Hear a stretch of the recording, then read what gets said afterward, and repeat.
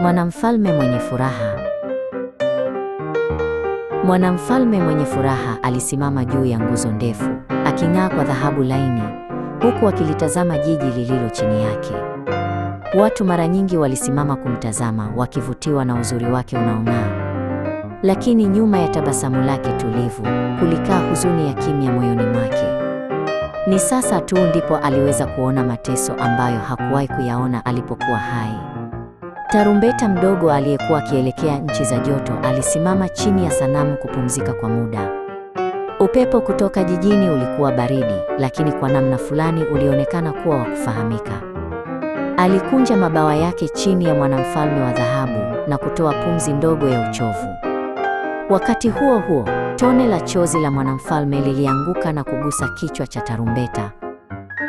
Tarumbeta, akiwa ameshangaa, alitazama juu kuelekea uso wa mwanamfalme uliokuwa uking'aa.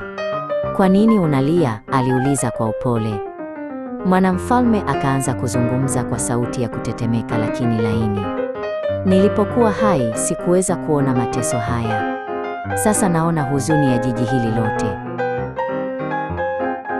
Mwanamfalme alimweleza tarumbeta jinsi alivyoishi kwa furaha na anasa alipokuwa hai. Muziki na vicheko vilijaa ndani ya majumba usiku na mchana. Lakini hakuwahi kutazama nje ya kuta ndefu ili kuuona ulimwengu wa kweli. Sasa alihisi majuto makubwa kuona huzuni zilizofichika za jiji. Mwanamfalme alimwonyesha tarumbeta magumu yaliyokuwa yakitokea kote jijini. Watoto walitetemeka ndani ya nyumba baridi na mama waliochoka walifanya kazi wakiwa na macho yenye njaa. Moyo wa tarumbeta ulijikaza aliposhuhudia mapambano yao.